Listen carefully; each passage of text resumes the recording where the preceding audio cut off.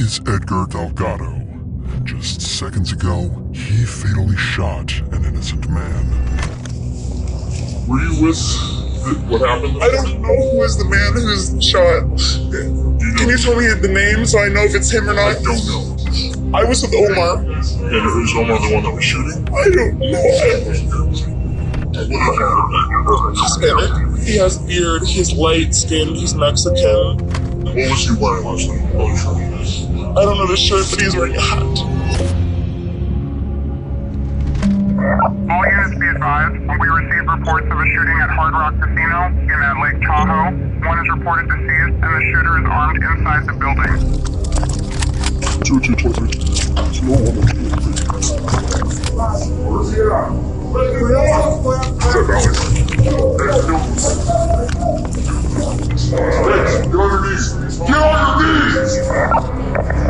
County, all units. We just received an update. He got some information that the suspect possibly left in a white Toyota 4Runner with a Hispanic female adult about a minute ago. Did you know that guy? I did. I just remember we were talking for like a while, and then that's it.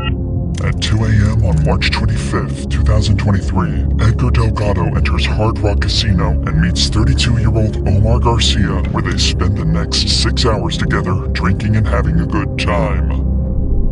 But by 8 a.m., something begins to anger Edgar. The tension rises, an argument bursts out, and Edgar grabs Garcia. Worst of all, he pulls out a pistol and points it directly at Garcia's head multiple times. But Garcia resists, knowing his life could end at any time, and physical altercations ensue.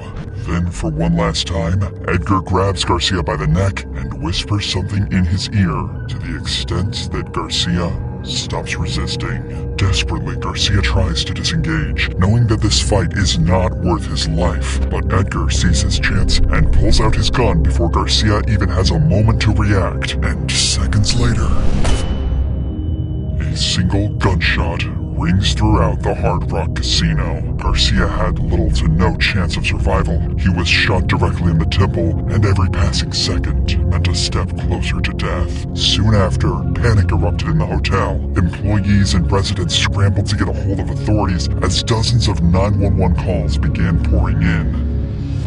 Immediately, a team of 100 officers was put together from multiple police departments and sent to the Hard Rock Casino and Hotel.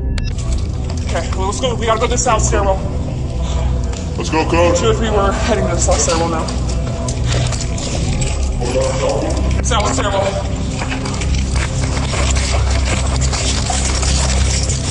Important to note is the fact that officers have almost no information on the situation itself. All they know is that there was a shooting, and now there's a man lying dead in front of the bar. They also know that the Hard Rock Casino is a massive complex with over 670 rooms, and that gunman could be hiding anywhere.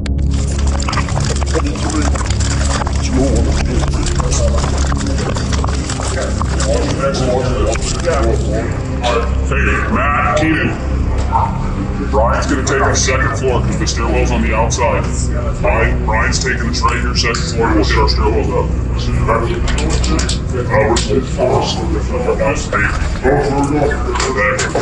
Brian! In an active shooting, officers always need to establish control over the situation the moment they arrive on the scene. That's why this team immediately moves in to secure the stairwells, because they lack security and connect to several parts of the building, which provides an easy escape route for the shooter. With that said, the shooter's identity is still unknown, and the officers need to treat everyone they encounter as a potential threat until confirmed otherwise. Where's your room? Where's your room at? Get back in your room and stay in there. Claire, go ahead. Put your baton right here. Stop right there.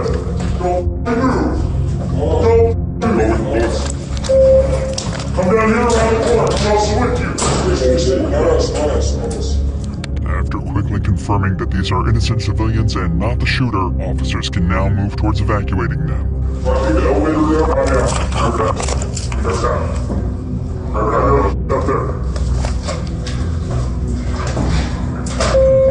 Hey, you got two coming down. Two coming down. Keep your hands up, folks. Heads up. Let's go, boys. Get out there. Hold on, dude. Keep going. I'm gonna give somebody. Take a deep breath. Practice on every floor. So call out. While this team is clearing this part of the stairwells, another team on the casino floor works on securing the crime scene and providing life-saving assistance to the victim.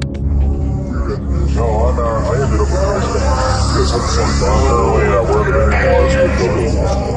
Yeah, one dude, one was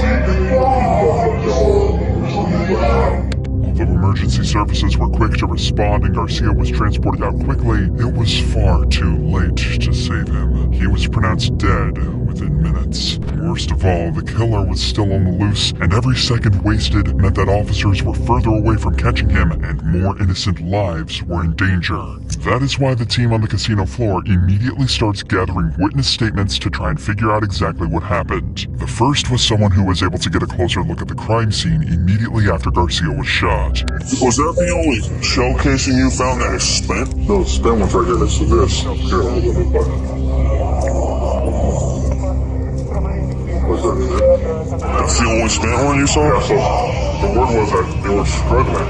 Yeah, I was holding the arm down, and then I got three of them. One shot, so one shot. Where was he hit? The stomach? Oh, it was in the head. That's brain matter. The next witness was a girl that Omar was on a date with just hours before the murder. Hello. Were you with what happened? I don't know who is the man who's shot. Can you tell me the name so I know if it's him or not? I don't know. Okay, I was with Omar. And is Omar the one that was shooting? I don't know. What happened was I came in here after my work with a man named Omar as a date. Hispanic, handsome. Did he have a beard? Coming in at speed 272 in What's that? I just met him last week So you or don't 2 know if he weeks has a ago. beard? I just met him, but I know he's like close contact with a lot of people in town. Okay. I know that he's very important in town as a person. Okay. You know what I mean? Like everyone loves him. Description though, does he have a beard? He has a beard. He's light skinned. He's Mexican. What was he wearing last night? I don't know the shirt, but he's wearing a hat, a backwards hat or black baseball hat. Okay. Even though this girl was praying that it wasn't who she thought, she does not know yet that it was in fact Omar who was shot and has even passed away. Although tragic, officers cannot spend any time on grievances. They have no clue what the killer looks like, what his escape plan is, and who he could possibly harm next. This is where they begin executing the last step of their response, chasing the shooter down, which begins with multiple SWAT teams initiating a wide search of the entire building, checking every hall and every corner.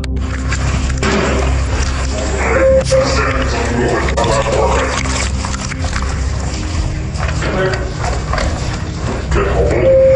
Keep pushing. Take a deep breath, folks. Yeah, good job. 202, we will be on floor 9.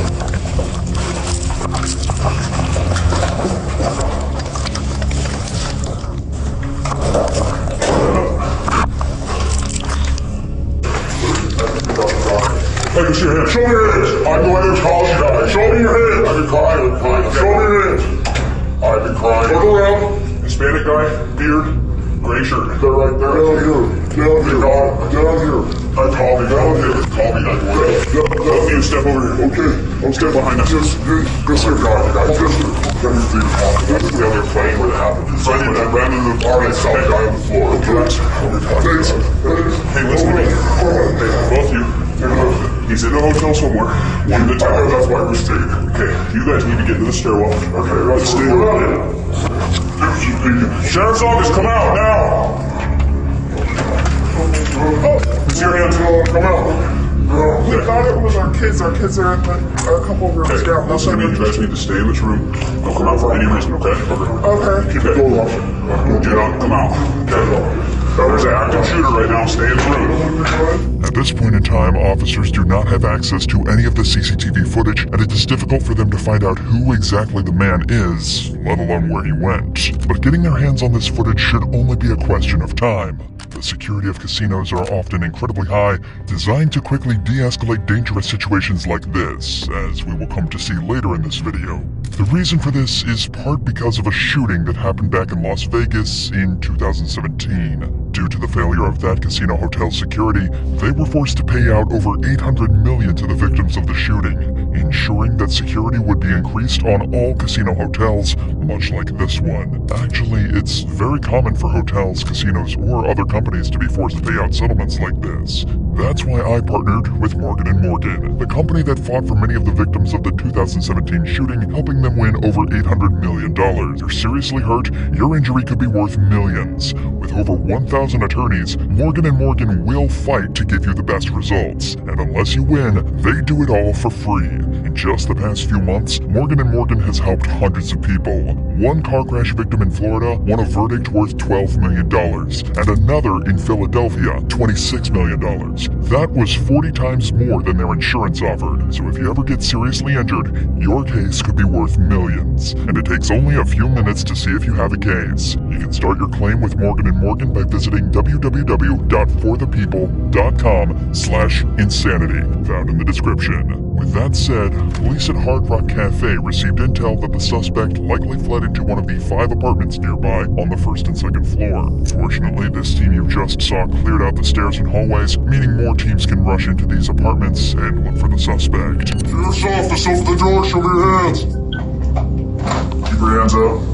Hey, we had a shooting downstairs, I need to make sure who's in here and who's not, okay? Go ahead and step right here. Keep your hands out. Just you two? Yeah, I'm good.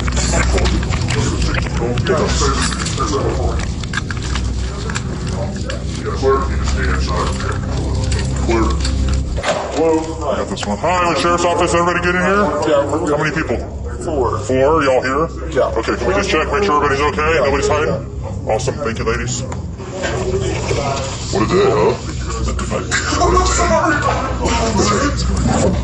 That's all good? Yeah. All right. Unlock it? So, yeah. Unlock the door, open it slowly with your hands up. There you go. Put your clothes on, please. What's going on? Alright, so now we just take them on. Just come on out for a second. We're gonna leave some pants, okay? Anybody else in the room? Okay. Is there anybody else in there? No. Alright, stand right there. Can I ask what's going on? We'll count in a second. Shooting. Holy fuck, it's hot. Clear, come out.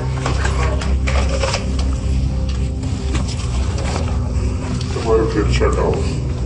Just go in the room and hang tight. Although the Fourth Amendment bars officers from warrantless searches under most circumstances, this scenario is an exception as it is classified as an exigent circumstance. Exigent circumstances exist in situations where people are in imminent danger, where evidence faces imminent destruction, or prior to a suspect's imminent escape, much like in this active shooting. But even with this privilege, officers need to pick up their pace, because only 2 of the 5 apartments on this floor have been searched, and the killer could be in any one of them. Sheriff's office! Someone's coming to the door. Can you see your hands? Anyone else in there with you? No, just you? Okay. Is anybody hurt in here? No. No? Okay. We got one. Just go and stay in your room. Walk there. Walk over here. Walk over here. We just gotta make sure that nobody hurt.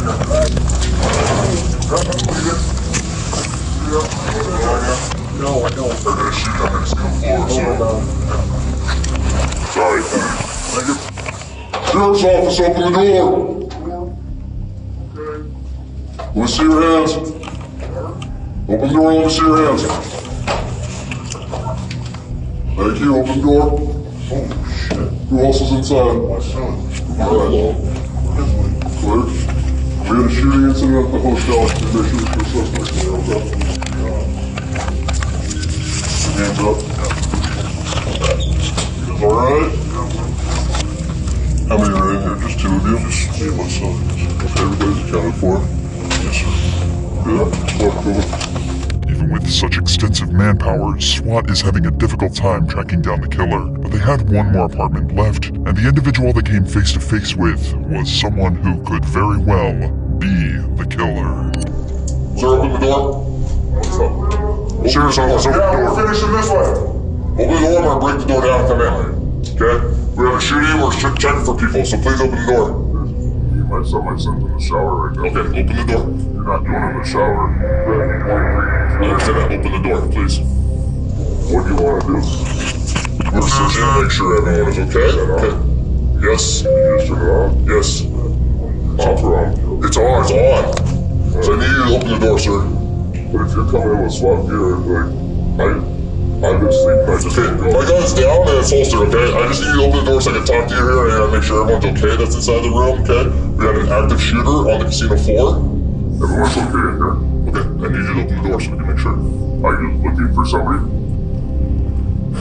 Sir, I'm really trying not to make it difficult. I'm not trying to make it difficult. You are making it difficult. All I need is you to open the door. You're not gonna break down that door. I'm not gonna break down the door. I just need you to open this door. You're not going in there when he's naked in the shower. I'm not going in the shower. I just need you to open this door. Then why do you need to open this door? You're not telling me much. You have... We don't know. We have an active shooter on the floor, so we don't know. We're checking every single room, right? So far, out of all the casinos, out of every room guest that we've been to, you're the only one that's not opened the door. You have probable cause to come in here. Refusing to cooperate in an active shooter situation is one of the worst decisions this man could have taken. To make things worse, he mentions the presence of someone else in the apartment. This is why officers have to be incredibly careful in dealing with this situation, because for all they know, behind this door could be someone ready to shoot at them. I'll wait. If you want to wait till your son gets out of the shower so I can talk to him. Thank you, sir. You're not coming in breaking down the door to go in the shower. I'm not going to break down the door to go into the shower, okay? It's my kid, he's in the shower, there's no reason for it. I've told you 4 times, we're just checking the room to make sure no one's in there with a gun. Just let him through. This guy's got a gun. Yeah, in case there's another guy in the room with one. Please put the gun down. It's down, sir, okay? It was pointed at me. It's not pointed down. Okay? You have ID, sir. I do have ID, I know. Okay. Who else, besides you and your son, who else is here? Nobody's here. Okay. Okay. Can I come in and look on the other side of that bed over there? Yes, you can come in and look. Thank you. Fortunately, the apartment seemed relatively safe for officers to enter, but the suspect's behavior causes them to think that he might have been in contact with the shooter and need to interview both him and his son. And you're the only 2 that are in the room. We are the only 2 that are in the room. I'm gonna wait right here. Can you ask your son to maybe yourself a shower, put on a towel, stick his head out so I can verify he's okay? Yeah. How you doing, sir? Good. I'm Sergeant Stork with the Sheriff's Office. Sorry for the rude awakening. We had an active shooter on the casino floor, so we're going room to room, making sure everyone's okay, no one was shot. There's no one that's tried to come in, get in your room. Okay? Honestly, just you and just officer. Have you apprehended the suspect? That I do not know yet. Am I So, going no. to leave or not?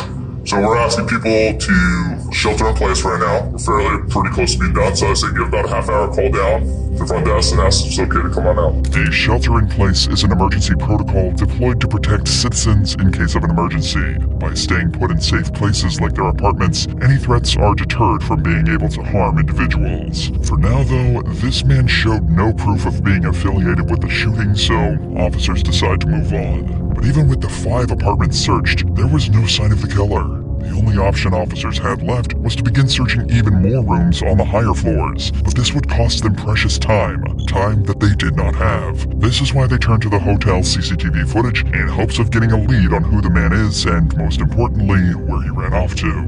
Look upstairs. Let me climb up and I'm taking her upstairs to look at the camera. Fortunately, this proves to be a big breakthrough in the case, as officers soon find footage of the man running off from the crime scene. Officers had finally had an image of what the suspect looked like, and it was soon sent to every single team in the hotel. And not even minutes later, officers get a lead, a man in the lobby who matches the image exactly. Hey, come here! Put your hands up! Get on your knees! Get on your knees! Down! Get on your knees! You two, get the out of the way! You out! Up against the wall! Up against the wall! Up against the wall! Turn around against the wall! Got him? Hey. Where you coming from? What?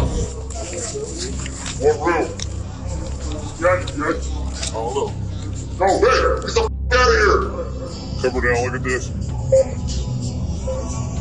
Watch this. Yeah, just coffee up. I got it. One hand's on. Transfer it back. Cross-referencing the image to the suspect, the two are almost an exact match. However, officers are still not entirely certain and need to have a closer look before taking the next step in arresting him. Hey, I'm take off. Hey, take his cap off.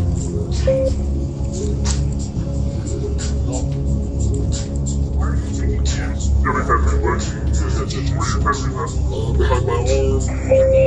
Let's take off there. Take off his remove his jacket now. Should take 10 minutes, bro. Check out the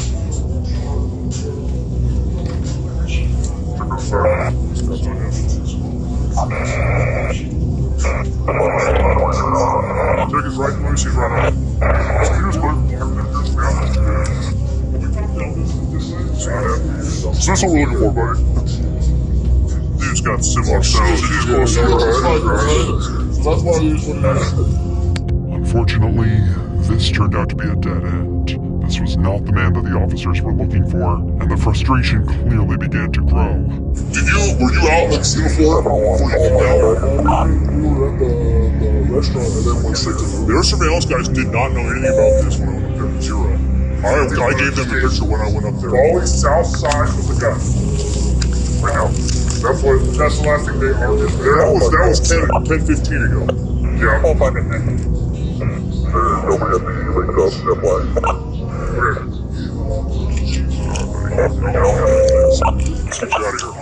It is around this time that officers make a crucial breakthrough in the case. By digging deeper into CCTV and tracking back the shooter's movements, they discover that their man is not a visitor, but a tenant named Edgar Julian Delgado, who checked into the hotel the day before with his girlfriend, Savannah Tatapale. Right after the murder, Edgar is seen rushing to his room and coming out with a handful of bags. Savannah soon joins him and they exit the hotel. Edgar, along with his girlfriend, were now on the run.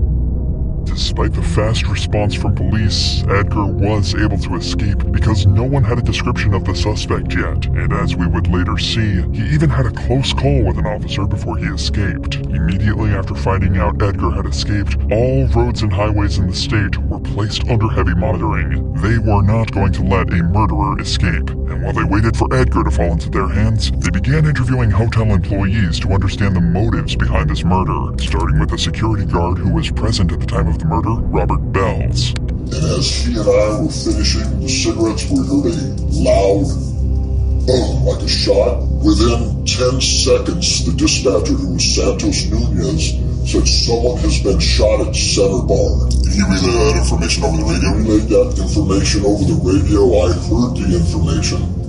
Okay. I stepped into the center hallway and proceeded down towards the Center Bar when I saw a rather large man, about 6 foot, 6'1", walking in my direction.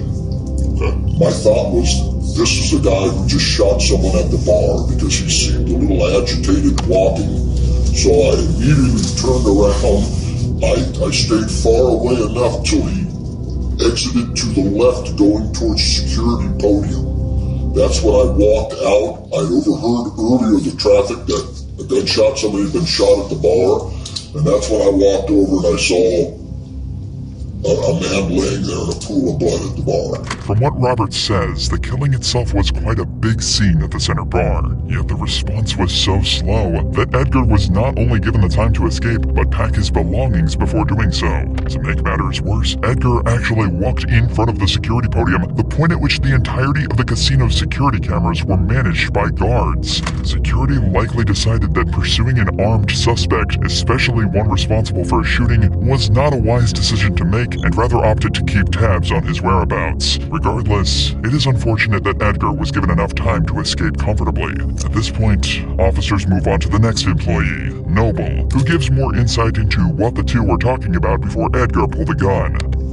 Were you able to hear what kind of conversations they were having, what they were talking about?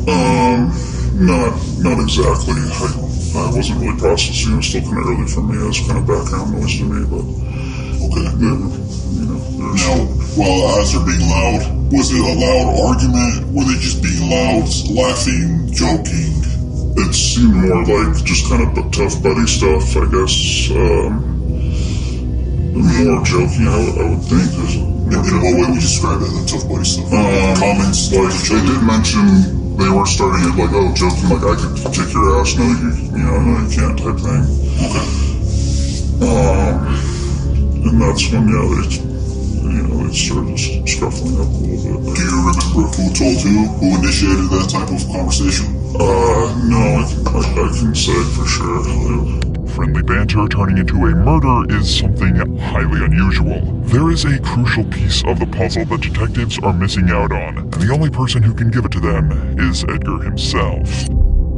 But in order to catch him, officers have to be patient. They already know what his car looks like from the CCTV footage, and checkpoints have been set up on all roads leading to the Hard Rock Casino. This meant that it was only a matter of time before Edgar fell into their hands. And sure enough, hours later, Edgar's vehicle would approach one of these checkpoints near Highway 50. There was no escaping anymore, and officers could finally get the answers they've been so desperately searching for. Turn around for me, Edgar. No, towards me, man. Edgar, my name is Steve Schultz. It's nice to meet you. What's your last name, Edgar? Delgado? Gallardo is my maiden name, so I don't go by Ventumas. So you go by Edgar? Delgado. Yeah. Got it. Edgar, I'm going to want to talk to you back here in the town of South Lake. Okay? That's fine. So the sheriff's department here in California is going to bring you back so that we might be able to talk to you. I don't have my glasses, so I can't see. Where are your glasses? I have no idea. But I'd be in my girlfriend's car. That's your girlfriend's car? Yeah, Savannah. What's her name? Savannah, I understand. Okay, so I'd like to meet with you. I'm just going to have my partner take a couple of photographs of you. Kruger! He is in Nevada. I am a Nevada detective. So I'm from the state of Nevada where the casinos are. Yeah. You're being held right now in California by the El Dorado County Sheriff's Office. Even though Edgar was arrested in California, he'll still be charged under Nevada law because that's where the crime took place. In fact, California police will need to send Edgar back to Nevada through a process called extradition. This is required by the extradition clause in Article 4 of the U.S. Constitution, which states that if someone commits a crime in one state and flees to another, they must be returned to the state where the crime occurred to face trial. This ensures that Edgar is tried based on laws of the state where the crime happened. And in Nevada, first-degree murder results in either life without parole or 50 years with the possibility of parole after 20. Now I understand that I can smell that you've had a little bit to drink. Okay? Yeah, a little bit. So I'm going to give you... I've been drinking since we got it over there at 1:30, and I'm drinking till 7 a.m. Okay. So what I want you to do is I just want you to have a seat in that car. We did you a solid, right? Got you out, let you take it. Right? You okay? I'm good. All right. I'm good for now. It is chilling to see Edgar act so nonchalant after taking the life of someone who wished to be friends with him. But this explains several of Edgar's mannerisms. The slurred speech, the lack of understanding, his stumbling while escaping from the casino, and most importantly, his sudden impulse to shoot Garcia. Although aggression to this extent stems from an individual's personal decisions, alcohol can often act as a catalyst. According to the NIH and WHO, alcohol is the most commonly associated drug with aggression compared to others that affect body function. This means that Garcia was murdered at the whims of a twisted drunkard, and Edgar needs to give them answers. But before an interview proceeds with him, detectives decide to interrogate his girlfriend, Savannah, in order to understand Edgar as a person, possibly giving them invaluable evidence to charge him with murder. Hi, Savannah. Hi. My name is Fabian. Nice to meet you. Jenkins is my last name. Nice to meet you as well. I'm a detective who does work at the Sheriff's Office on the Nevada side. I would like to talk to you about what happened over at the Hard Rock that kind of led up to you being contacted by El Dorado County Sheriff's Office. So from the time that you arrived in Tahoe until the time you left Tahoe, and tell me everything that happened from the beginning to the middle to the end in as much detail as you can. So we got here, we went straight to the Hard Rock, we parked at the the front. We walked in, checked in, moved. But after we checked in, we went and we parked in the parking garage, and then we went to our hotel. We went up to the hotel room, and then we went down to the casino area, and we had a few drinks, and then I was not feeling well, so we went back up to the room, and I was puking, and then he left. He said he was going to be back in 30 minutes, and then I fell asleep on the bathroom floor. Okay. And then I woke up to him calling me saying, "Let's go, we need to leave." And I kept asking him what happened, and he just kept saying, "Let's go." I was getting frustrated. I was like, "Why? I'm hungover. I'm asleep. What's going on?" And he just kept saying over and over, "Let's go, let's go, let's go." And I assumed that he had been gambling and he lost money and he was mad. And so we grabbed our stuff and we walked to the car, and that's when we saw cops pulling up, and the cops told us, they said there's someone with a gun or someone got shot, and then he turned around, faced them, put his hands up, and I looked at him, I was like, "What are you doing?" And then I just said, "Babe, let's go." They just said someone has a gun, let's go. And so we went to the car. It is likely that Savannah genuinely did not know why she was being rushed to leave in the heat of the moment. Unfortunately, due to Edgar's horrible decisions, she is now an accomplice in her boyfriend's escape. So either she tries to defend him and risk being charged as an accomplice in murder, or fess up and answer every question honestly, especially the ones about his past. How did you meet Edgar? How do you know him? We went to high school together, but we were never really talked in high school. And then I started working at a bar, and he is my boss. Okay, it's your boss. Okay.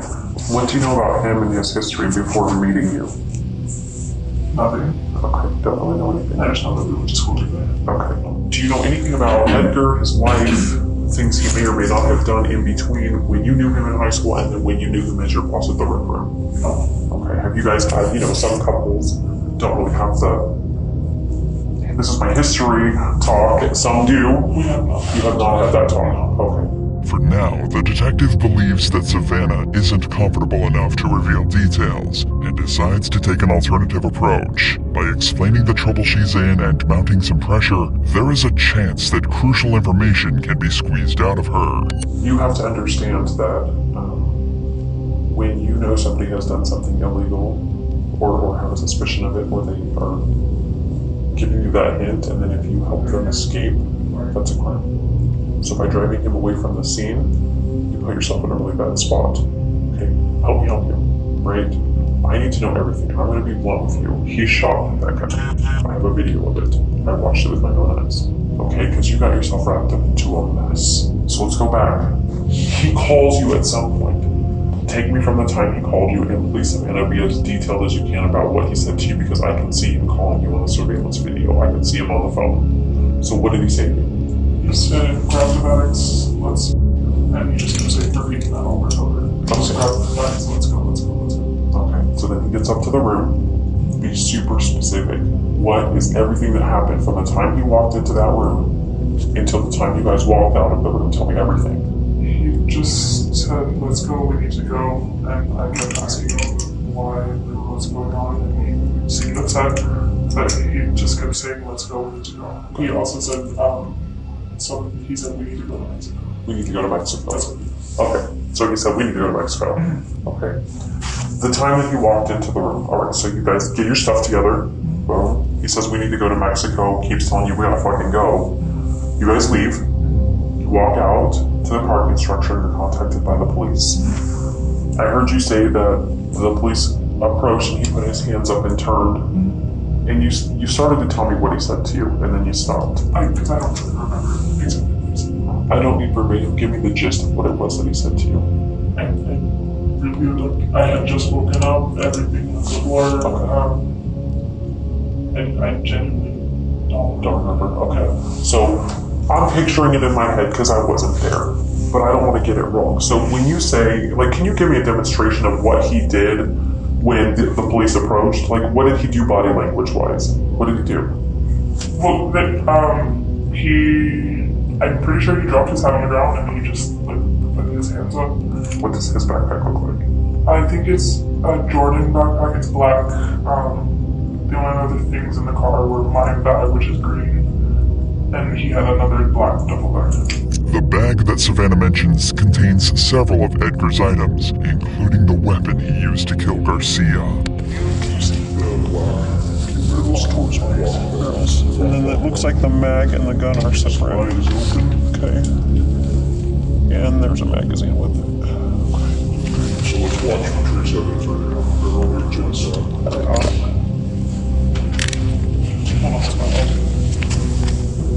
It's a 26. So it's Glock 26. Yep. This information is what the detective uses to not only make sure that Savannah is telling the truth, but to find out whether this murder was premeditated or not. Do you know Edgar to carry a firearm on a regular basis? Did you know he was carrying a firearm? I knew that he had it with him. Okay. I didn't know that he had it when we were like in the casino. Okay, so you were not aware of that. No. Does he generally carry it on his person when you guys go out? No. I guess I'm trying to wrap my mind around, sometimes people, like, for me, for instance, law enforcement, I carry it everywhere I go, nature of the job, right? Some people only carry it sometimes if they feel like there might be a problem, or they feel threatened, or it's a bad environment, or something like that. And other people carry it all the time, just in case, right? I know for a fact he doesn't have it on him all the time. Okay, so he doesn't have it on him all the time. Do you have any idea what would have prompted him to carry it today? No. When he came back to the room, did you see the gun in his possession? No. I saw it when we were leaving the hotel room about to go to the car. And where did you see that? I think he put it in his, like, box.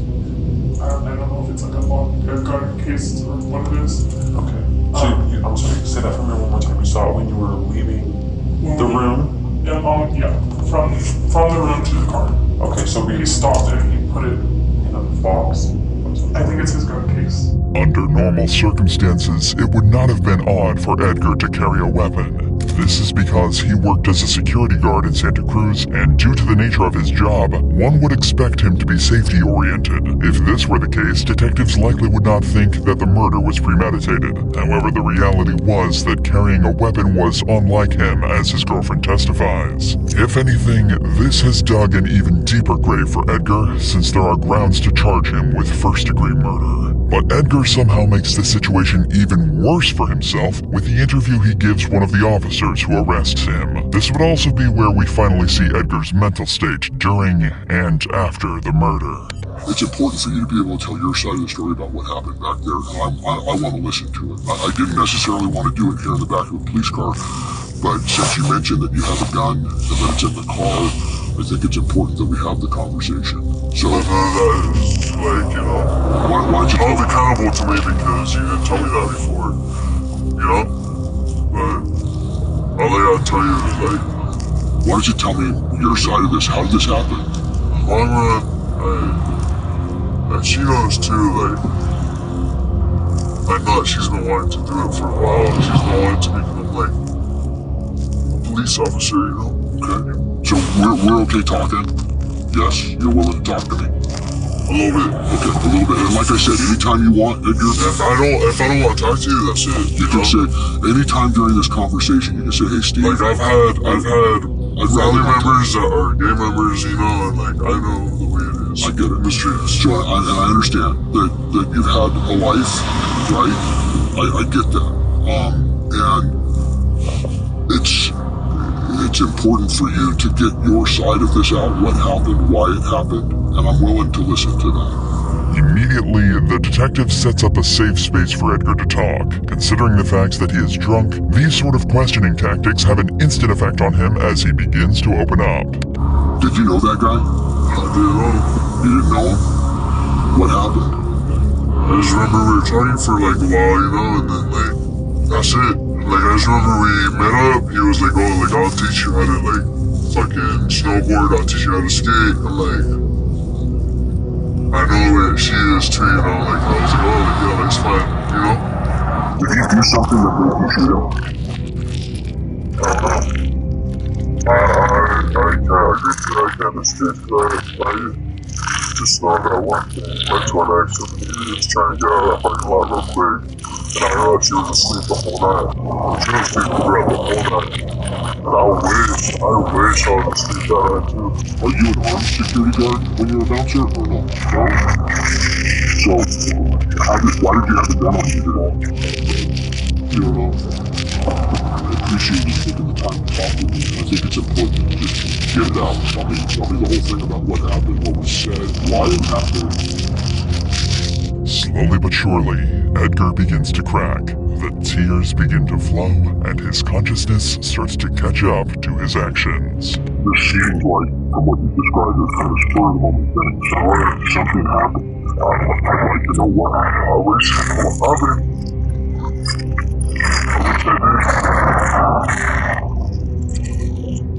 I'm not one to just like, react like that, you know?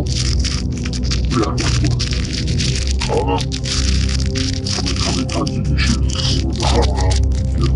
I don't remember any of that. I just remember talking to someone about snowboarding. I remember talking to someone about skiing.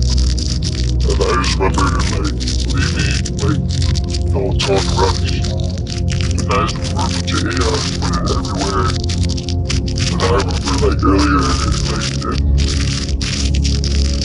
in the night, like, when we got here, cause, like, we had out of sight, cause, like, pretty late. We had out, like, probably, like, at 5, you know? Exactly, it was, like, 4 hours and a half away. And my girlfriend was the one driving, like, look at the miles in the car, you know? Okay. We just bringing in that car, and we had a good time, okay? They're up against. How did you beat this guy? Just talking the bar, something different. Just there. Like, I had taken my girlfriend up to her room, to our room. I had taken her up to our room. And she was like, do you want to stay down there? And I was like, I don't know. Like, it's Nevada. Like, they don't have, like California, you know, you can't serve alcohol after 2 a.m. Yeah, I'm aware of that. And I was like, alright, like, I mean, it's Nevada. Like, I've never experienced that. I've never experienced Vegas. I've never experienced any of that. Like, it would be nice to experience that, like, for once. Okay. So then, she was like, I was hoping you were out there, because she was, like, throwing up. She was, like out of it, pretty on, and, like, just, like, she was driving the whole night, and I was like, I'll take care of you, you know? I decided to go back down, and I don't know what happened. I just remember it being, like, fucking this up there. Like, now, like, I remember I was just leaving, I don't know, and You always carry your gun with you? I don't. You don't? My dad hates it, my mom hates it. Mom hates the fact that I own a gun. My dad hates the fact that, like, there's a gun in the household. I've never been raised with the firearm like that. With no plausible reason for his actions, there was no escape for Edgar. His actions were downright horrible, and nothing more than him doing whatever he felt in the spur of the moment. Edgar's girlfriend Savannah went on to admit to the destruction of evidence as she lied about the presence of a gun when the two were arrested. She was granted a suspended 364-day jail sentence. As for Edgar, he pleaded guilty to first-degree murder and faced additional charges for the use of a deadly weapon. He was sentenced to a maximum of 55 years.